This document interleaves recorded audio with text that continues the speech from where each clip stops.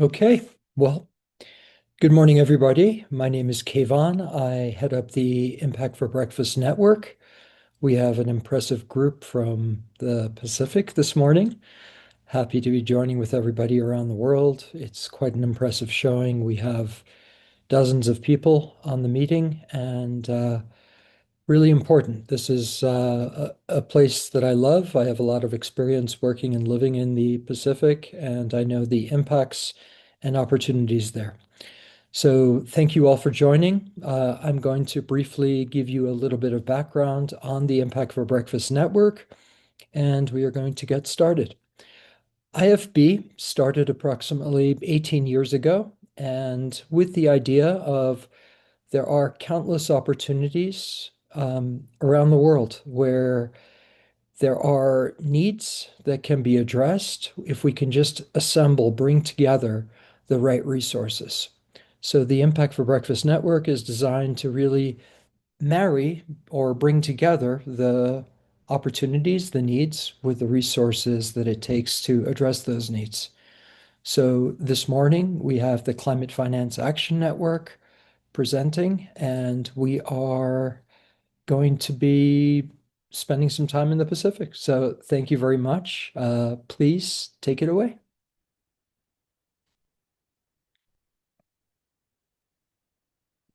Thanks very much, Kayvan. And good morning, good afternoon, good evening to everybody on the call. We are the Climate Finance Access Network. I am Enika Prescott, Regional Manager for the Caribbean region. And on this call, we have our program staff in the Caribbean SIDS, the Pacific SIDS, um, private sector from the Caribbean, as well as our director who will introduce the program to you. So over to you, Caitlin. Great. Good morning, good afternoon, everyone. It's so exciting to be here. Thank you for taking the time to speak with us. You can see our group of speakers here. I think before we introduce everyone, I'll just really briefly want to give you an overview of CFAN, the Climate Finance Access Network. So we have just a couple of slides, then we'll take the slides down and have more of a typical dialogue among our different speakers. So again, just to briefly share, what CFAN is. In short, CFAN supports developing countries in accessing and mobilizing finance to meet their climate goals. We partner with countries and regional organizations to jointly identify what are the priority climate projects that the country has. And then we hire, train, and embed climate finance advisors, making sure that they're able to support where their expertise is needed the most. Our advisors work directly in the ministry or the entity that the country identifies, and that is responsible for coordinating climate finance. And then they're supported by the CFAN network and our implementing members. And we really want to focus on building in-country lasting capacity. So the advisors and CFAN as a whole work alongside key national stakeholders to support the development of climate finance proposals and investments. You can see on the slide here the current locations of our CFAN advisors. So CFAN first started in the Pacific region in 2021. Our first cohort is implemented in partnership with GGGI. Then a second cohort in the Pacific was added in 2023, and that cohort is implemented with our partner, the Pacific Community, or SPC. And then, of course, we have a cohort in the Caribbean that launched in 2024. And this cohort model is an important part of our approach where each advisor is embedded in a specific organization, but they're also part of a cohort that goes through our training program together and can support one another in their work. We are fostering a community of practice in each region where we're working, and also a broader community for CFAN as a whole, where the advisors and CFAN partners from both the Caribbean and Pacific regions connect and share their experience in order to help accelerate the unlocking of climate finance flowing to projects. So we can go to the next slide, really our last slide, and give you a bit of an update that our advisors have been quite busy. This slide shows a summary of our global impact so far, including our current pipeline of projects. So in total, across the Caribbean and Pacific, We have 155 projects in the pipeline with a total of 2.4 billion US dollars in investment value. And the breakdown of that total is shown on the right. So at the top, we're proud of the fact that the CFAN network has so far mobilized 191 million for climate projects. The next part of the bar shows 776 million that has been submitted already and is going through the review and approval processes from various financing sources. And then the largest part there at the bottom, 1.4 billion in projects that CFAN advisors are actively working on right now to prepare them for submission to potential funders. In addition to the financing being sought to implement these projects, we estimate that about 80 million in technical assistance is needed to bring all of these projects in the pipeline to the point of being ready for implementation.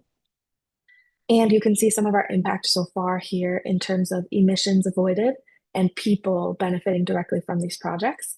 And of course, as we continue to move projects through the pipeline and are able to mobilize finance for them, those numbers continue to go up. The last thing I'll emphasize is that while the organization I work with, RMI, we take on the role of network coordinator, much of the power of CFAN comes from the fact that we are a network. So a big part of what we're doing is trying to connect advisors with donors, investors, other regional global experts and partners, and help to develop working relationships, develop networks that lead to better mutual understanding of the challenges and the collaboration opportunities for enhanced climate action. And that's part of what we're excited to do in this session today. So I'm really excited to have one of our CFAN advisors from the Caribbean cohort with us, along with one of our CFAN staff members who supports both the Pacific cohorts and one of our CFAN partners in the Caribbean region, and to get into some discussion with all of them and with all of you, our participants. So back over to you, Anika, to introduce the other speakers and get us going on the discussion. Thank you so much, Caitlin, for that overview. And I will kick off first with our introductions of who do we have today to talk to you guys. So we'll first start off with Jillian. Jillian, please introduce yourself.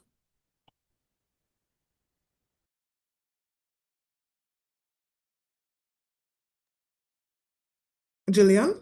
Hi, sorry. Good morning, everyone. I am the executive director for our corporate banking segment across the Caribbean region. Right now we cover over CIBC Caribbean covers over 10 territories across the region. And also I am the sustainable finance lead advancing our sustainability agenda under our ESG framework. And so I'm really pleased to be here, and I want to thank the members of the Impact for Breakfast, RMI, and Climate Finance Access Network for giving us an opportunity to participate here. We certainly are very much interested in advancing the sustainability agenda in the Caribbean as one of the most vulnerable spaces in the globally. Very much vulnerable to disaster impacts. And we also have a very high level of a use of fossil fuels. And so really want to share here what we're doing with not only as a commercial bank for corporate clients, but also for our personal clients as well, along with also partnering with strategic partners, both regionally and globally, to accelerate climate action, which is one of the 3 priorities under our ESG strategy. So with that, thank you. Thank you, Naneka. Thank you so much, Jillian. Rowena? Good morning, everyone. Good day, everyone. I am Rowena Tolentino. I'm the CFAN Climate Finance Advisor to the CDF. Under special projects, I'm providing support to the Climate Change and Environment Advisory Unit of the Office of the Prime Minister in the Bahamas. I am from the Philippines, and I am also providing a Pacific perspective to the Caribbean region. And I am happy to share the works that that we're doing here in the Bahamas. But I wanted to highlight today the Race for Resilience program, or the R4R program, which is our proposed national adaptation programs promoting spatial diversification as a resilience strategy for an archipelagic country, the Bahamas. So this is a proposed 500 million programmatic initiative, primarily targeting the family islands, and it aims to deploy 5 infrastructure.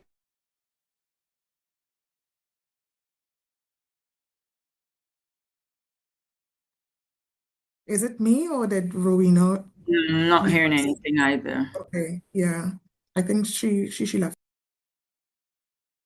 Amini? All right. Thanks, Anika, Bulubinaka, and good morning, everyone. My name is Amin Indelai. I am part of the CFAN network, and I'm associated for this team, and I'm based in Suva, Fiji, in the Pacific. And so we manage and coordinate our work here in the Pacific, which comprises of around 10 countries, 1 territory, and 1 regional institution. And it's really good to be on this call, and thank you for the invitation, Impact for Breakfast. And just looking forward to sharing a bit about the Pacific, the way things work here, and also some of the experiences that our advisors have over the last few years of implementation. There's really a lot that's been accomplished already, but still so much to be done, and looking forward to this conversation. Benak. Thank you so much, Amini. And kicking off, I want to focus on a point that Caitlin would have made in her presentation, that although we are proud to have mobilized over 100 million, almost 200 million in climate finance between the Caribbean and Pacific SIDS, there still is a gap of more than $1 billion in the pipeline.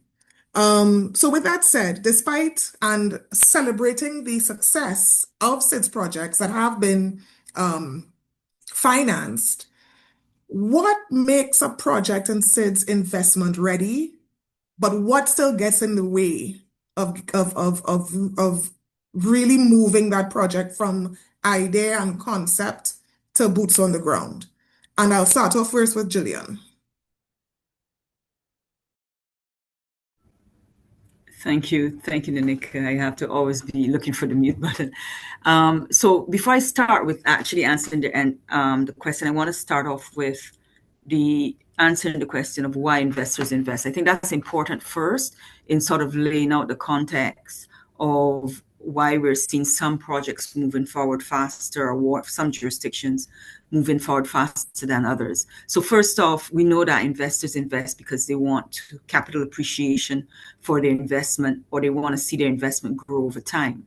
Or at minimum, they want to be able to preserve that investment value that they would have put in. We also know that investors want to know that the returns that they're going to get, the revenue that they're going to get is stable, and that they're actually going to see those cash flows coming in. The other part is that they also want to know that if there are potential risks that could result in capital loss, that it can be properly mitigated. So then, as lenders and even investors, they set risk, what we call risk tolerance levels, right, or risk appetite levels in their portfolio, so to reduce exposure. And then investors want to know that when they're ready to liquidate their investment, they can do so without any loss or unexpected restrictions. And other investors may do it for other reasons, like tax efficiency, or sometimes non-financial considerations like ESG impact. So an experienced investor will not invest because, one, it looks good because it just has an ESG impact, or that it feels good, unless they aren't accountable to anybody, or that they are awash with money, and it's expendable. And a lot of the investors, whether they are angel investors, they all have risk appetite levels. And I think that's the context that we have to put it in. And so when we ask the question sometimes of the investor readiness of small island development states, there's certain things that make SIDS or make investments attractive. One is strong legal frameworks or rule of law. That's paramount. If you're going to go into a territory and the rule of law is questionable, then that's going to make an investor pause. Things like consistency in government policy, as an example, development agendas being consistent across political regimes. And I think that's something that we see, especially in the Caribbean, because of every 5 years a new government comes into place. Sometimes you see policy shifts, and then what persons thought might have happened, what are expecting to happen might change. And so that's going to impact an investor's consideration. And then the other part is transparent procurement processes. Having a transparent process for either engage in a P3 or engage in a contract for a renewable energy project. We've seen, for example, instances in the Caribbean where projects were awarded, government changed, and then there were a whole lot of questions around it. And so these things are important. And so that converts, what that converts to is either country or execution rate risk. And if those matters are properly addressed, it will drive bankable opportunities that will attract private and blended finance. So a couple of things on that is investors, they will price for uncertainty. And if there are clear rules, enforceable contracts, and open procurement, then you can expect that the premium would be reduced and the financing costs would be reduced because the risk is improved. Good governance, as well as clear indications of lack of corruption, also reduces risk, and it broadens the pool of credible bidders and financiers who would want to do business. The other part that's very important is things like currency stability and predictability is important to an investor. So if there's a fixed rate regime or well-managed exchange rate stream, even if the rate is floating, what it does, it will reduce foreign exchange volatility. And those things lenders and investors can price into project returns and debt servicing capacity. So those are some of the areas that you would want to see. And if there are risks, then there are opportunities for whether it be hedging of a currency swap or something like that, that would help enhance whatever the package is to ensure that that risk is covered.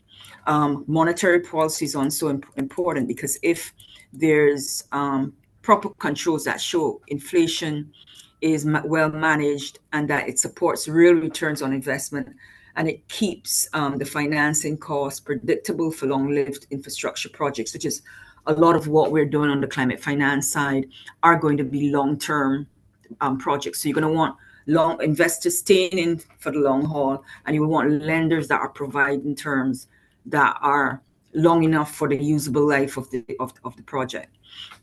And so,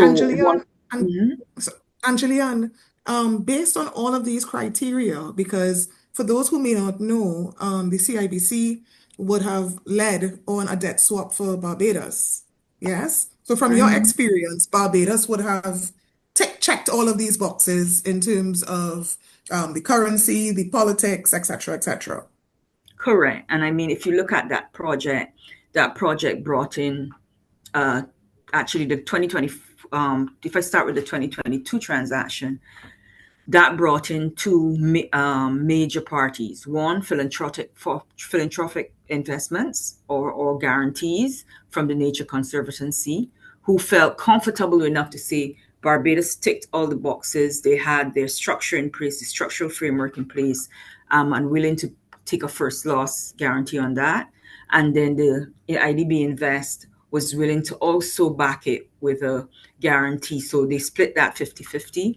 And then as ourselves and the other bank as lenders, Credit Suisse were able to come in with the support of that AAA rating to offer better pricing and better terms, right? Including a pandemic and disaster deferral clause. Those types of things are really important to being able to, yes, if there are risks, and at that time, government was still coming out of the challenges they had with the debt restructure. But when you have these two guarantors willing to back a country, then that encourages investment into transactions like that. I can go Excellent. into the next one, but I'll probably leave the other one Yeah. to the next stage. But you let me know if I have run out of time, because then I can Yes, speak. yes. The other question Yes. was, what are the barriers that prevent SIDS from moving Mhm. forward? And it's really the opposite of all of what I said, right? Which is one, Mhm. if there are inherent structural economic vulnerabilities, things like, we all have small domestic markets already. We have narrow export bases, and we also depend on, usually a lot of the islands in the Caribbean have very few sectors that they rely on. And so this already creates certain sensitivities. But if the other structural things that I speak about are not present, then it does result in higher risk. And so lenders, investors will take these things into account, and therefore addressing those matters are important. And then you then have the consideration of, obviously, the disaster and climate risk exposure. So mitigating those things are important, whether it be with insurance or, for example, meager guarantees for some of those things I talked about that are more Yeah. government risk. They can then create a structure that strengthens the transaction or strengthens the project. And I can give you a good example of that. But I want you to stick a pin in that, Julian, because it's enriching to hear from the lenders and the investors' perspectives. But I also want to switch gears to hear from the people who actually have to draft these projects and these proposals. So Mhm. Rowena in the Bahamas, she would have been introducing the R4R program in the Bahamas as well, and she is going through that process of engaging with potential funders. So, Rowena, the same question for you. So far in your development of this program, what are the sticking points, or what are the areas in which you've been able to advance faster than others? So, Rowena, over to you. Okay, thank you, Anika. I think Jillian was able to provide a very comprehensive um, context on how projects become investment ready. And for that, I will just highlight it on the perspective based on my actual experience here in the Bahamas. So I think across countries, regardless of territory and geography, the definition of an investment ready project is somehow consistent. So for me, it comes down to what I call the four C's. So first, the project is to be coherent with policy. Jillian emphasized this. So to me, it should be aligned with the country's priorities as spelled out in the NDC, NAP, development plans, or sectoral plans, because it would highlight with clear it will reflect country ownership on the project, and it will also steer political support to the project that you are developing, as it is consistent with the publicly spelled out priorities of the country. And as mentioned by Jillian, your project should sit in a clear enabling environment. I think that is very, very critical.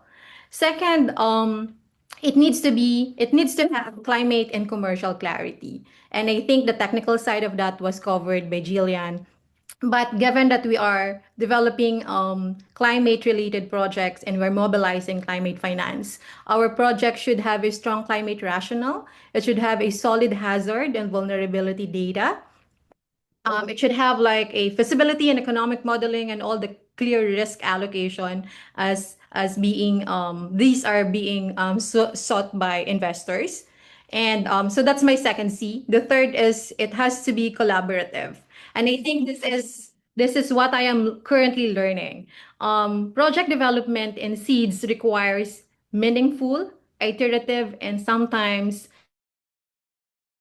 challenging conversations.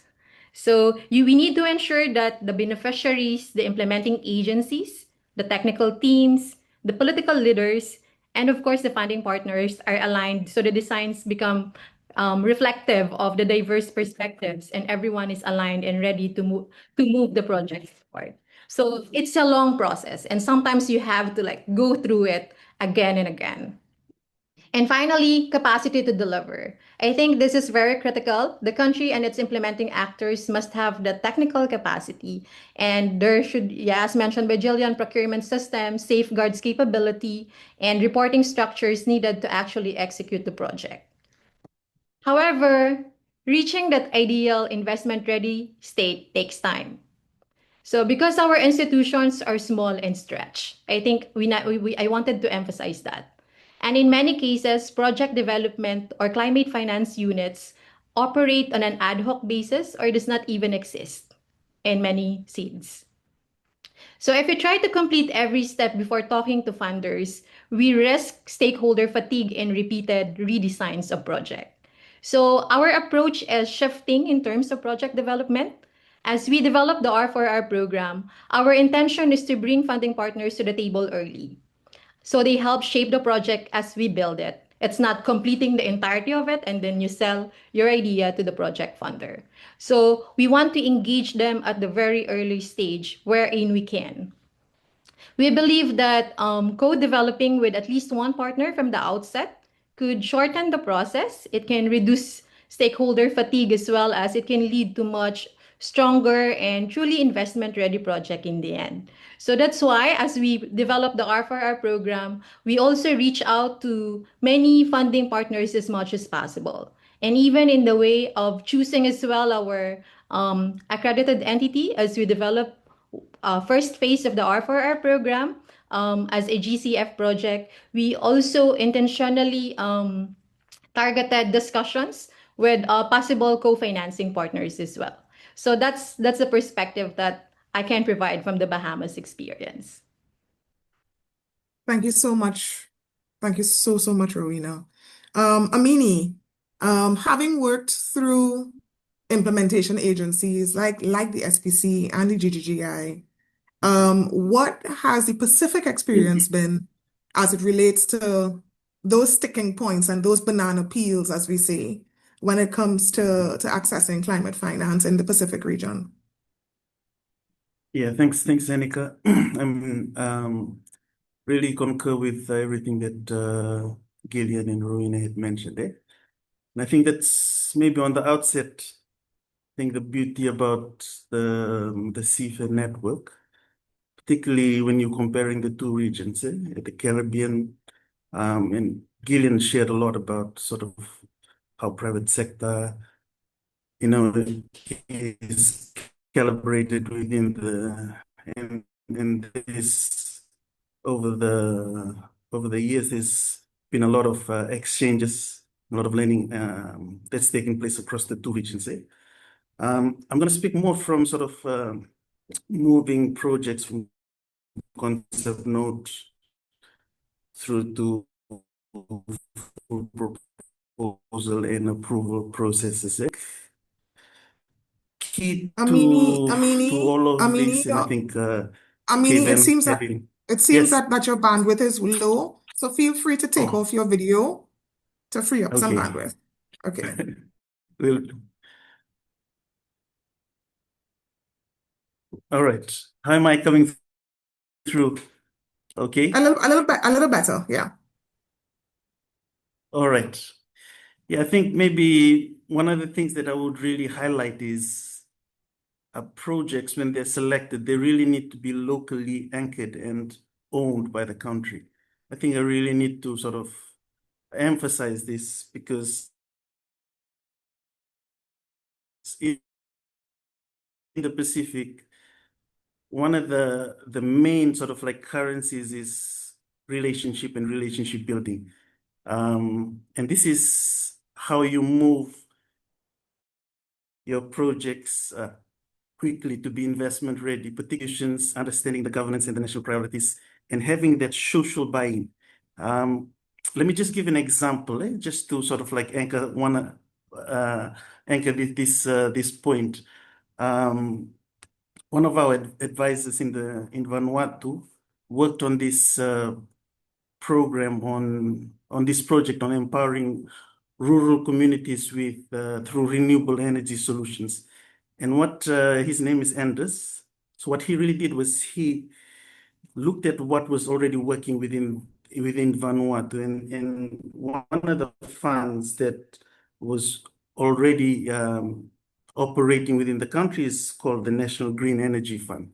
And so he really sort of engaged and bought and was able to establish the relationships within this fund. And I think that led to him identifying the opportunity to apply for, for a fund that was given by the Australian government called the Renew Pacific Fund, and was able to secure, I guess, the funding to the tune of about 3.8 million to provide solar PV systems for schools, water stations, and health centers in rural, remote, off-grid communities, but key to in country. I think that's your operate in the Pacific and how you move projects to be investment ready. And of course, I agree with everything that Rowena has mentioned in structuring it. But of course, there's still, a lot that is in the way.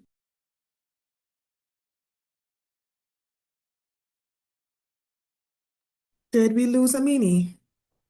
It would seem so. All right. Well, while we wait for him to get back on, there's another question that I'd like to kick off with Gillian, especially coming from the lender's perspective and knowing how, especially in the Caribbean region, a few instruments and mechanisms making their way within the architecture as countries try to be as innovative as possible to fund their programs. We know CIBC has been a major player in the region. Besides the debt swap, what other mechanisms and blended finance structures are you seeing that are emerging or that you as CIBC has participated in? Mhm. Thanks. That's a good question, Nanika. I would give just 4 examples. There are lots of stuff that's happening. As a matter of fact, we're seeing more emerging partnerships coming up and structures. But I would say 4 that we're seeing that's driving particularly climate finance. One is the regional pooled blended fund. So this is sort of like a pooled investment vehicle that is aggregating investors, finances, the multilaterals, the development agencies that are looking to support smaller, more bankable projects to sort of create scale. Because I think that's one of the other challenges we have in the region. Sometimes those smaller projects in the smaller islands in the territory don't necessarily attract investors, but when we can bring it together to create scale, it creates more interest. And so those funds are including not only the DFIs or the lenders, but also philanthropic parties that are interested in impact investment. And what it does then is create concessional tranches that can actually absorb early losses. So they would have like a first loss party in there or subordinated risk. And then the development agencies or in commercial lenders like ourselves can then come in for more senior slices. And what that does is not only does it help to create scale, but it helps also with the type of standardization of contracts, lower construction costs for repeatable projects. And a couple of those examples is, for example, the CARICOM Resilience Fund that was launched. I think it was launched last year. It's a combination of the Caribbean, or sponsored by the Caribbean Development Fund, and is managed by Cygnus out of Jamaica. They've gone a little bit more expanded in the region, but what it does is to provide opportunities to mobilize capital. I mentioned the Caribbean Development Fund. They're also an initiative that brings together a number of parties. CARICOM governments are contributing, multilaterals, and climate funds, as well as private co-financers that are supporting. And then most recently, the Eastern Caribbean Central Bank, which is the central bank for the EC Islands, and the World Bank recently partnered on a Caribbean Resilient Renewable Energy Infrastructure investment facility. And that is really meant to help finance and de-risk grid-connected projects and investment in grid-connected energy infrastructure. And then I talked about the blended finance structures, right? So we are seeing more and more where and it's all about the strategy for the multilaterals, where they're looking to mobilize more capital. There's a lot of local dollar capital in the region, and how that blended finance structure is helping to make that happen is with combination of guarantees from the multilaterals. Local lenders can come in and invest, providing local currency funding, and overall the risk sharing that those multilaterals are doing are helping investors to get better risk and provide better pricing to help accelerate those projects. And we're seeing that in both not only the renewable energy space, but other infrastructure, other resilient infrastructure that needs to be completed. Thanks much for that, Gillian. I'm seeing a question in the chat here, where Audrey mentions that they would love to hear about a few transactions that have been executed in the last year. But I'm wondering if we can maybe just spotlight the debt swap of Barbados to give an idea of Yeah, I can give a couple. So, for example, yes, the sustainability-linked loan by the Barbados government is one such, what I would call a blended finance approach, where we had, it was a total of $300 million in guarantees from the EIB and the IDB, which was split equally among the two. And we would have led the transaction, bringing in two other commercial banks, which provided local dollar funding. So the guarantees were US-based guarantees, but local funding to not only take over more expensive debt, but to provide pricing that was based on not the government of Barbados's rating, but the AAA credit rating of those multilaterals. That was pretty much tied to a sustainability-linked initiative. So the government of Barbados, they had a sustainable water resiliency framework that they developed, which had a third-party opinion from Sustainalytics, which allowed them then to have specific targets in the sustainable framework. There are specific targets that are integrated into the agreements that they're required to meet. So that's why it's deemed a sustainable linked facility. But that was not it. The additional aspect of it is the refinancing of the more expensive debt provided room for fiscal space for the government then to go out and be able to get financing the development of a wastewater treatment plant, moving a secondary plant into a tertiary plant that would support not only water resiliency, but also food security. And that food security being able to pipe water to the various farmers once that water would have been pretty much cleaned up, and then also helping to refill the aquifers. Barbados is a limestone country, so a lot of their water is groundwater, and that is becoming scarce. So it created not just one, but two different areas for impact. And that also enabled the government to get financing from both the Green Climate Fund, the grant funding, and additional financing from the IDB to help support the development of that wastewater treatment.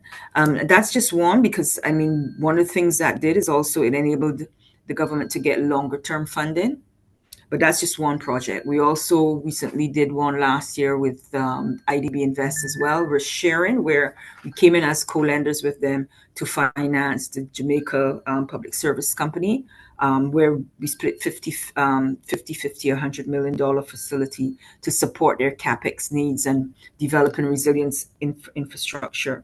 Another one I could mention is in IDB Invest, also led with a number of different commercial banks, almost 392 megawatt mixed renewable energy projects, both green and brownfield in Dominican Republic, both wind and solar and battery storage.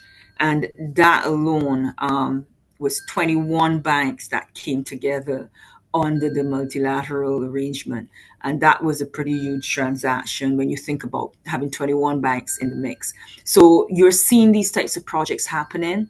The important thing is to get the right partners, but also if you look at those examples and you look at the structural frameworks that are in place, part of that is getting the right development agency partners coming in, working alongside government to build technical capacity and help address the structural issues, the structural gaps to ensure that happens. And Nika, we've been doing that for several years. We've been in the renewable energy space for almost 15 years. Our first transaction was somewhere in 2009, 2010 in Curacao, where we had a footprint. And very similar, it was a blended finance structure. We had Dexia Bank, we had CIBC Caribbean, and we also had Export Credit Funding out of Denmark, who provided the export agency guarantee to the lenders to support the development of a 15 megawatt wind farm. And so those are things that are replicable and are scalable across the region with the right partners. Excellent. Thank you so much, Gillian. And as we mentioned, replicating across the region, lessons learned from Barbados can be also integrated in the Bahamas. So, Yeah. Rowena, let's hear from you in terms of what mechanisms are you seeing emerging from your work? Okay, thank you for that. So, I think I wanted to highlight the generosity of the climate finance actors in the region. And with that, we are very happy and we are very lucky to be able to learn from those experiences of CIBC. Thank you, Jillian, for our early coordination this year. And as well as learning from the experience of Barbados. We were able to integrate that as we developed the R4R program. So just to give context for everyone, the R4R program, again, it is our proposed national adaptation program promoting spatial diversification in the Bahamas. So unlike the other SIDS in the Caribbean, the Bahamas is an archipelago. It has what we call the family islands, which accounts 99% of its territory. But it only hosts around 25% of its population and 23% of its GDP. Hence, the concentration is in the capital. So what we wanted to do is to promote spatial diversification and be able to build resilience across the family islands. So we developed this R4R program, which is a 500 million programmatic initiative. It aims to deploy 5 key infrastructure packages, as well as it also targets to strengthen the subnational planning by integrating climate resilience, land use, and development master planning, as well as creating vertically integrated financing mechanisms that would facilitate access to finance to our local government units and to our local communities. So in terms of the financing mechanism, we intend to create a local adaptation financing facility, as well as establish a climate resilient infrastructure fund to serve as a national platform for blended finance to support transformative investments. So as I discussed earlier, we are targeting 5 infrastructure packages, and it covers various sectors. So it covers transportation, it covers health, disaster preparedness, housing and planned communities, as well as public facilities. And we recognize that putting up those infrastructures requires massive capital.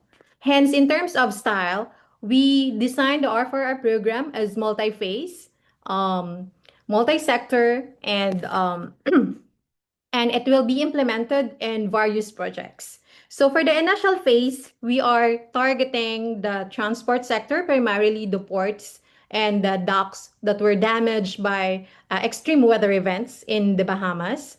We are targeting mobile health infrastructure. Bahamas is an archipelago and it has a very unique requirement in terms of delivery of health services. We are exploring the option of providing mobile hospital as well as ambulances. We are also focusing on addressing the gap in terms of emergency shelters. Currently, I think the standard is around 10% of the population. It should be able to cover 10% of the population, but currently the capacity of the existing emergency shelters of the Bahamas is only at around 3%.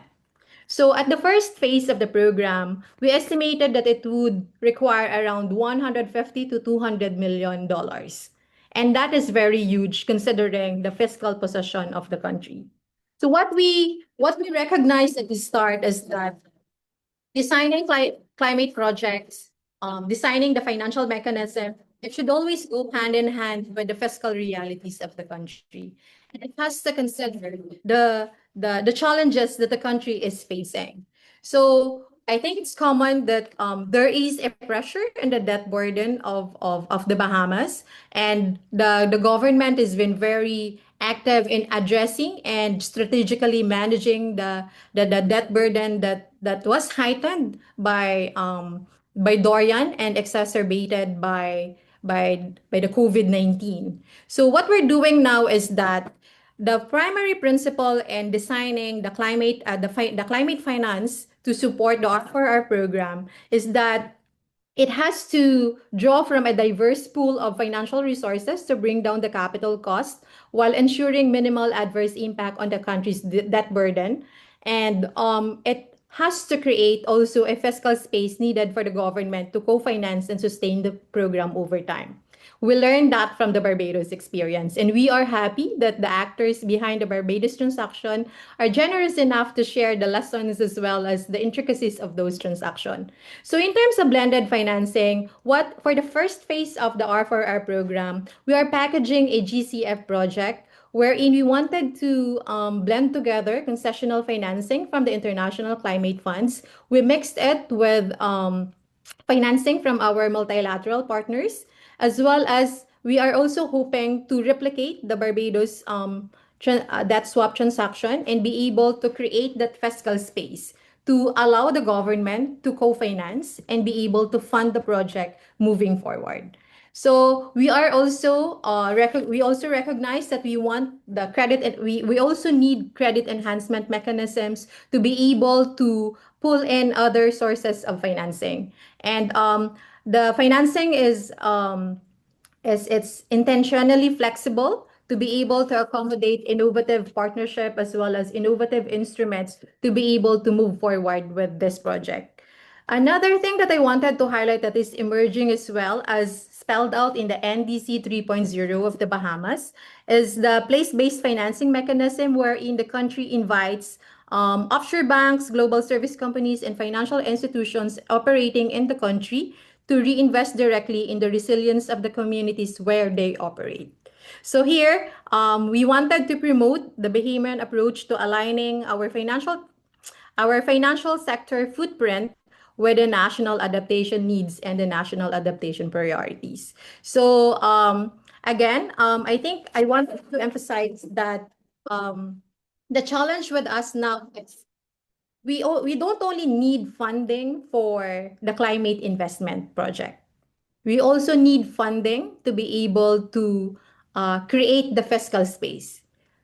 What I'm saying is that we need to have replications of debt swap and similar transactions to be able to reprofile the debt burden of the country, as well as to lift the refinancing burden that is being faced by the country. And that is one thing also that prevents the country in investing into urgently needed climate resilient projects. So our learning here in the R4R program, you work together with the Ministry of Finance, you work together and ensure alignment with the fiscal strategies of the country in designing your climate finance mechanisms, and ensure that both parties work together towards the goal of bringing down the cost of climate investment, as well as creating the fiscal space and mobilize funding to urgently needed projects. So that's it from the Bahamas, and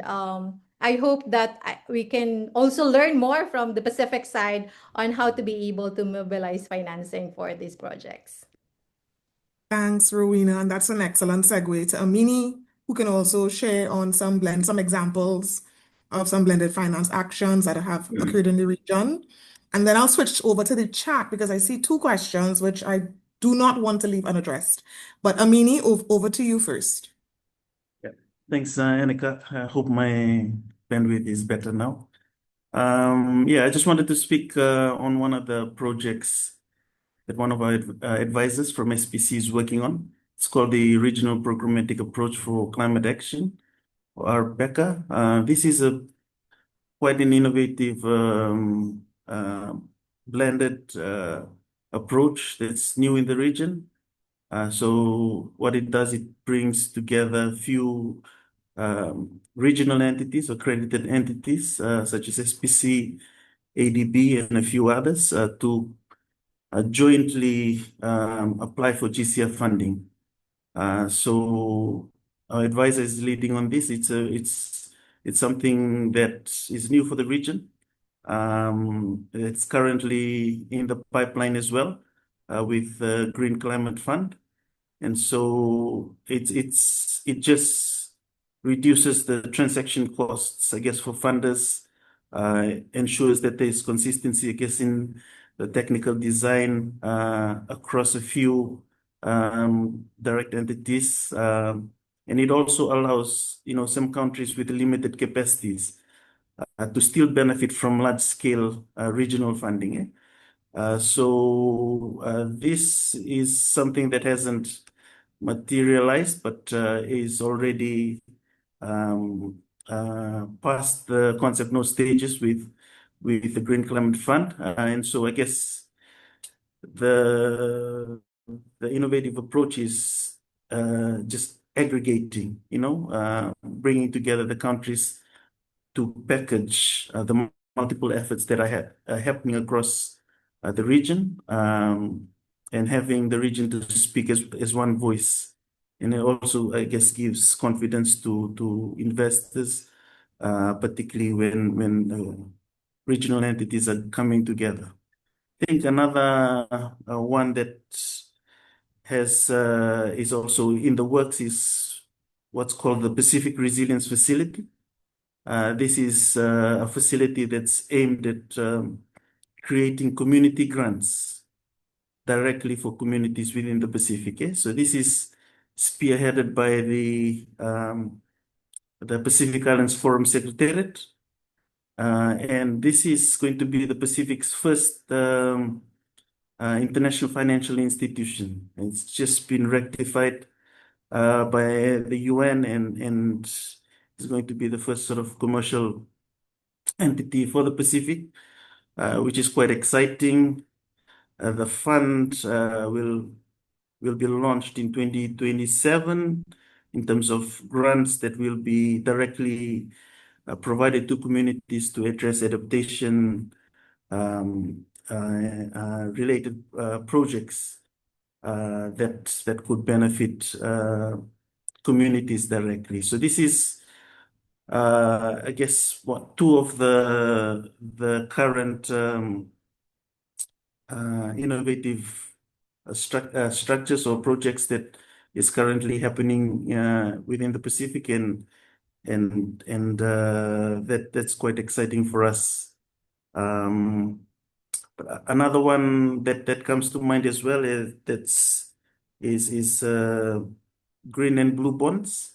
This is something that we've tried out here in Fiji. Green bonds was issued a few years ago. We managed to raise 100 million specifically for climate-related projects. And just last year, there was a blue bond to address coastal resilience in Fiji, which was also oversubscribed to the tune of 20 million. So these are some, blended financing structures and innovative initiatives that's happening in the region. Just to share, Anika. Thank you. Thank you very much, Amini. And yes, green and blue bonds are becoming quite popular. There are quite a few in Belize as well with the Nature Conservancy. And these are also, I believe, some instruments that will be picked up more mainstream throughout the region. Now I'm looking at the chat and I see Amy has a question about how youth and women who often lack access to financial products and opportunities are being integrated and mobilized so they can become the next generation of climate champions. I will kick off first, and then I will swing over to Jillian, who is volunteering herself by looking so nice and smiling on camera.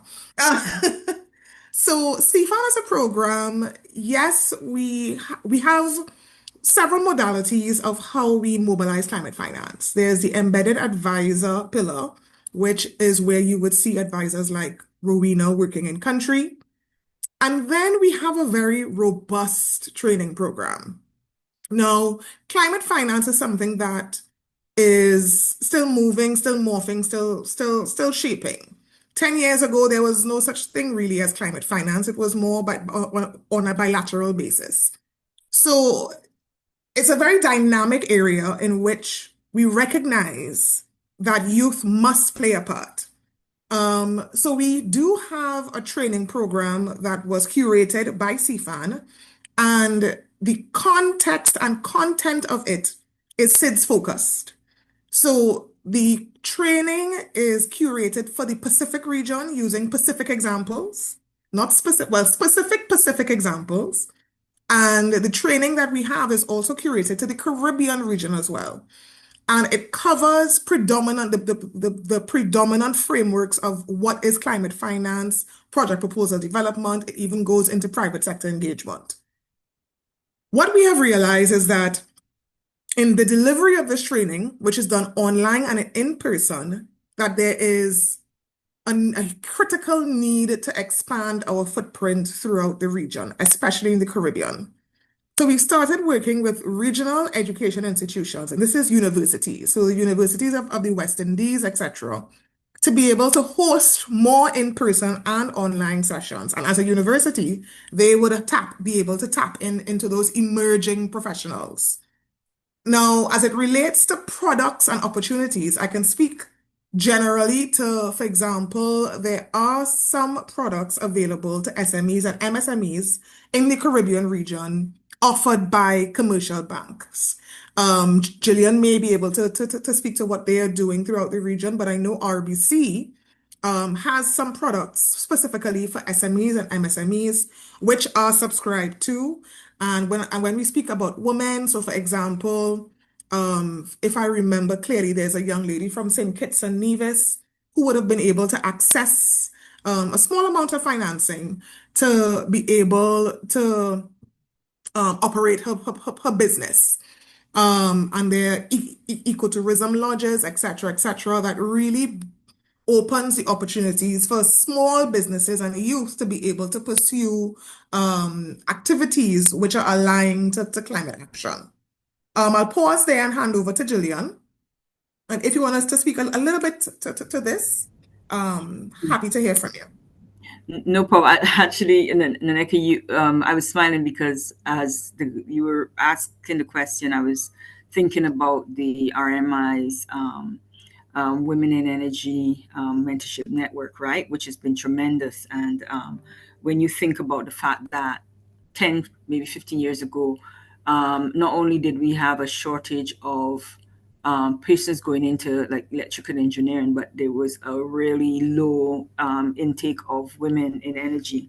And now when you look at the amount of women that have been touched by the program, I know it's over 100 women across the region.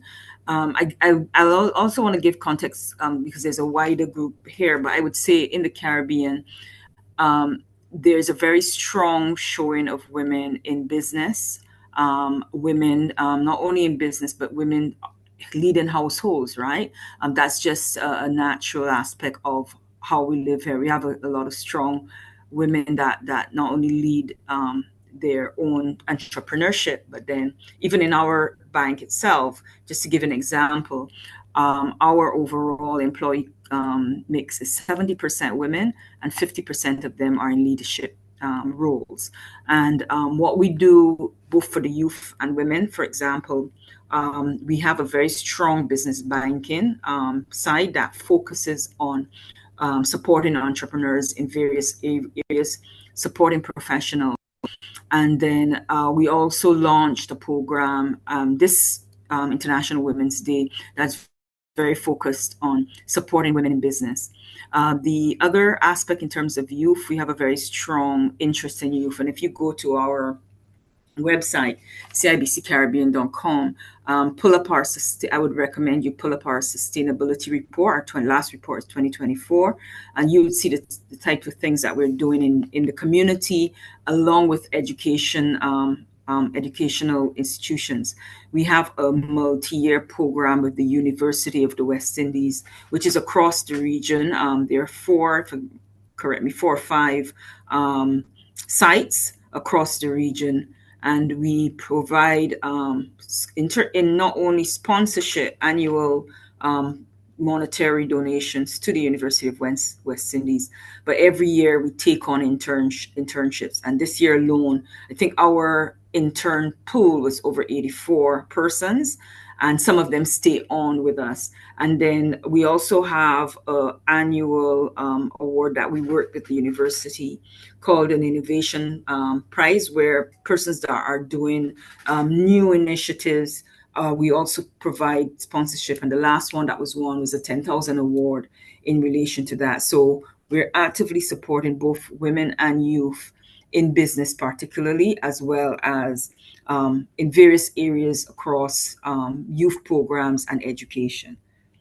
I want to just go back, if you don't mind, Nanika, to Warina's points earlier on the Bahamas.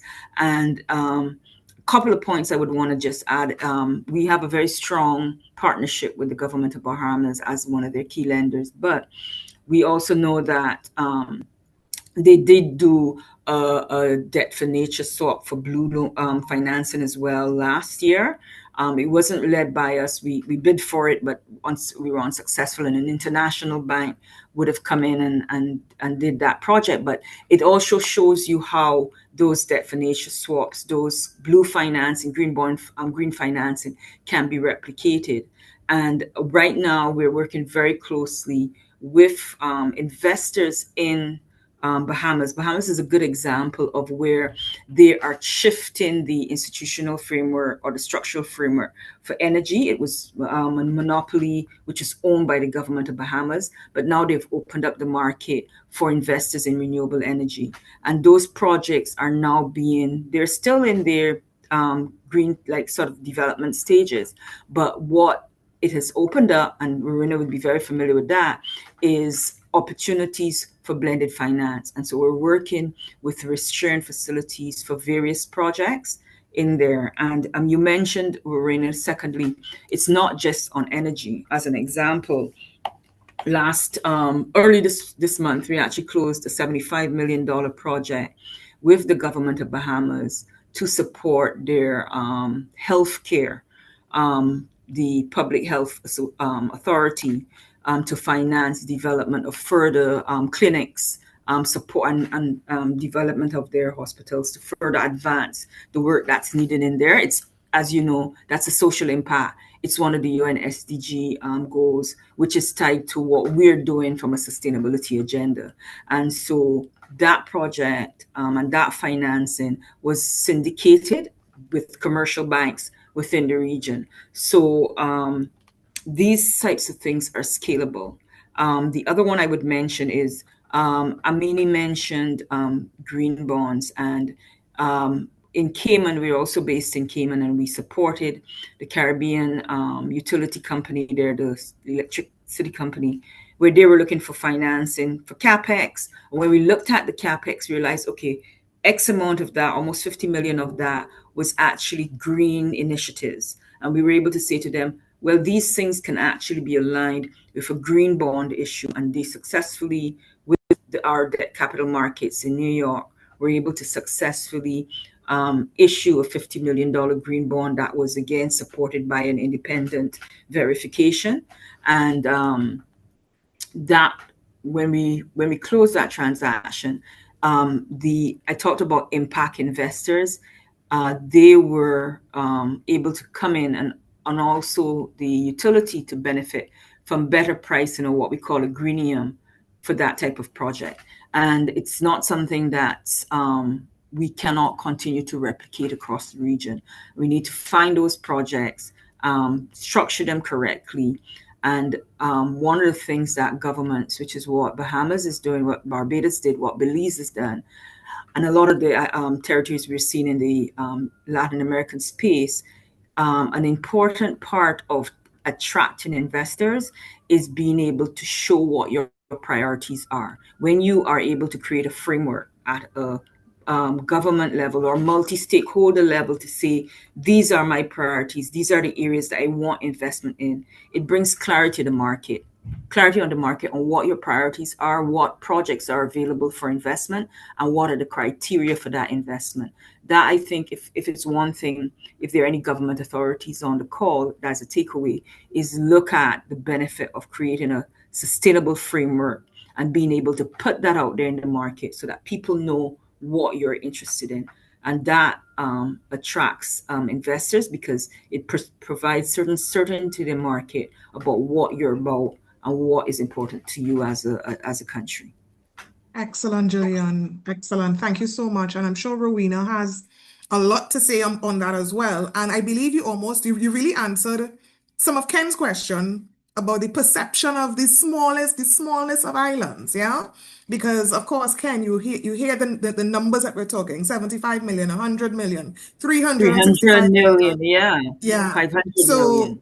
I don't know who is holding on to this perception, but we need to coach them to have them let it go. Let it There go. is a big Yes. development finance gap in the region. And I would also say to you that scale, obviously you talk about impact, but the territories need the investment, they need the financing. And while when you compare it to bigger country, bigger impact, these investments are having an impact in the region, because we have one of the highest costs, for example, of electricity with fossil fuels, and every little bit counts. And some of the initiatives that I mentioned about the resiliency funds that are being developed, either by private sector or government or multilaterals, what they're trying to do is address your concern, which is being able to scale up those projects and pull those projects together so it makes sense. So you're not just going to invest in a project in one country or one state. If you think about the resiliency funds, you put into a pool where that money could go towards investing in multiple projects. And when you think about your concentration risk, you're spreading your risk across multiple territories. So I would, Ken, if you're an investor, I would say take a look at those opportunities and what it can do for our region. And I'd like to segue on that point to Rowena as well, because as she is now attempting to crowd in finance to be able to undertake this 100 million debt swap in the Bahamas. Of course, she herself may be dealing with some of these perceptions of smallness, scale, impact. So, Rowena, over to you. Thank you, Anika. And thank you, Jillian, for highlighting the innovative transactions that we have implemented in the Bahamas, specifically the debt for nature swap and your loan to support our health program. Just to highlight again, the debt for nature swap as it is a transaction that was conducted successfully in December 2024, and in that transaction, the proceeds was directed to finance marine conservation and environmental protection, hence strengthening coastal resilience in the country or across the islands. So going back on the question of Ken, yes, I think I encountered a lot of that perception. So, but my response to that, I just want to share as well that when I arrived in the Bahamas, I was offered a long list of projects. I think more than 100 list of projects. And when you look at each project individually, yes, they are small. However, it provides also an opportunity for us to reassess our approach in terms of designing projects and designing programs.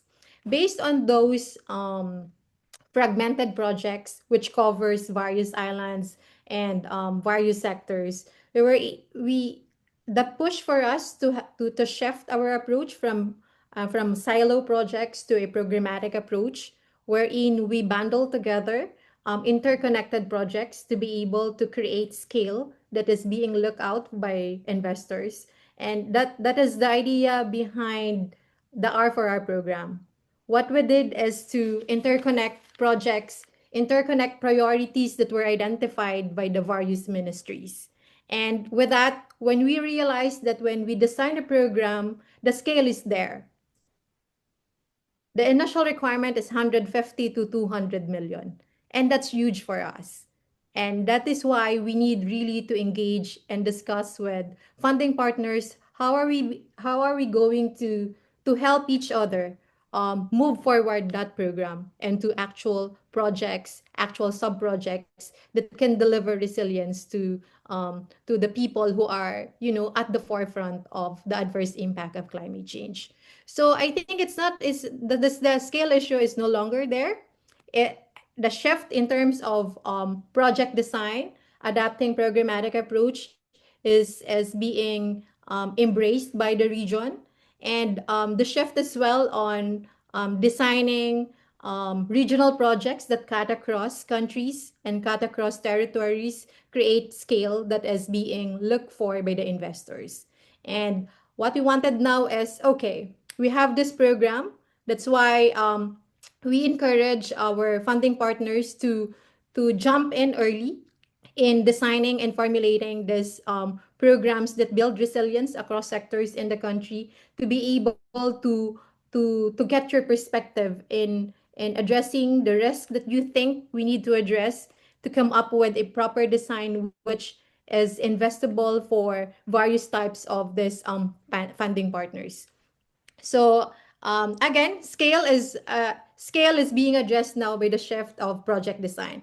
I just want to go back again on the question of Amy in terms of engagement of our youth and women. So what's good now is that we have international climate funds that has established processes and rules in terms of designing projects, and we are grateful that these processes and these rules integrates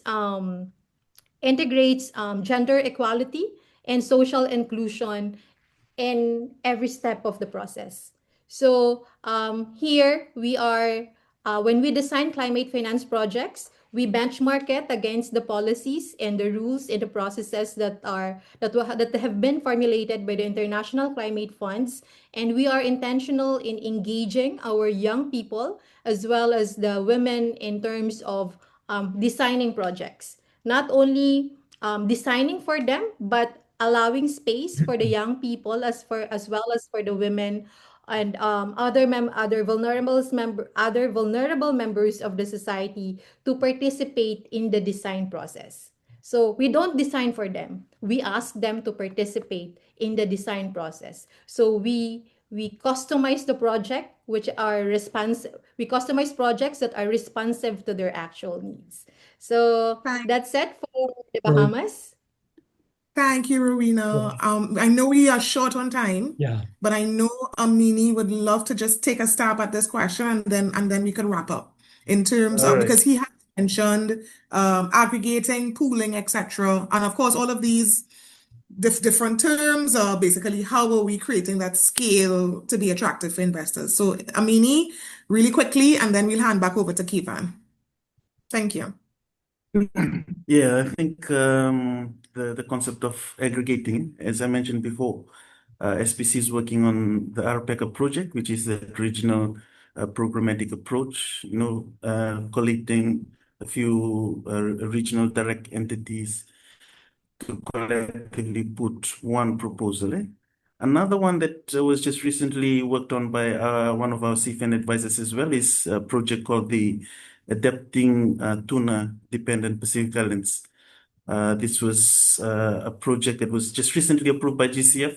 Again, it's the participating countries is 14. And so when you're thinking about scale, you're thinking about aggregation. For the Pacific, it makes sense to really sort of like come together and apply for one. So this project is around 150 million, and about 50 million of that is grant funding from GCF.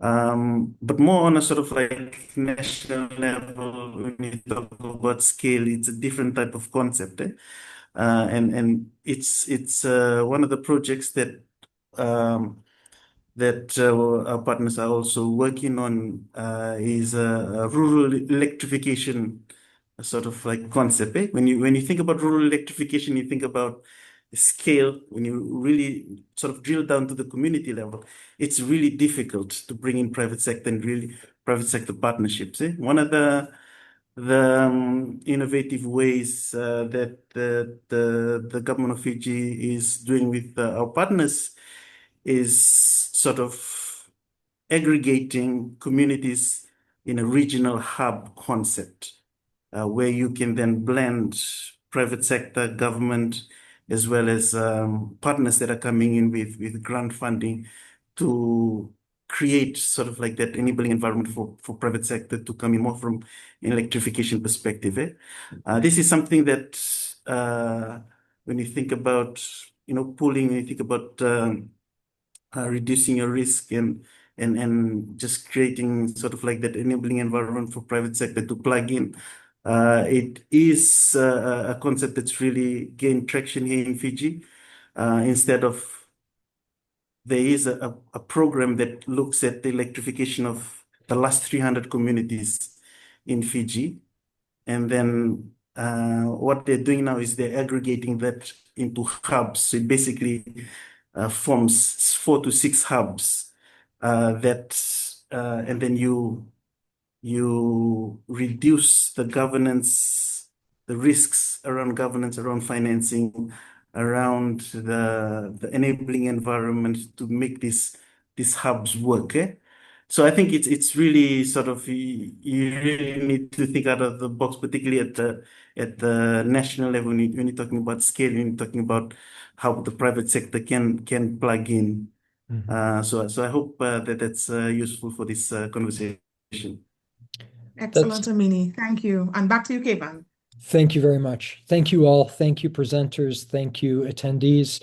This is the strength of the CFAN network. You're building the capacity and sharing learnings to replicate structured blended finance opportunities across the Caribbean and Pacific. At IFB, we have now hosted over 600 local and virtual sessions, just like this one, across our 48 chapters and almost 6,000 members. Part of what I will do within a couple of days is to share this recording with all of the registered attendees of this session, and also any interest you have to connect with any of the presenters, learn more about the specifics of these opportunities. I'm happy to shepherd those introductions and hopefully resource the kinds of solutions that are needed across SIDS. So with that, I want to again thank you all and wish you a lovely day wherever you are on the planet. Thank you. Thank you. Thank you for having us. Thank you. Thank Bye-bye. you. Thank you.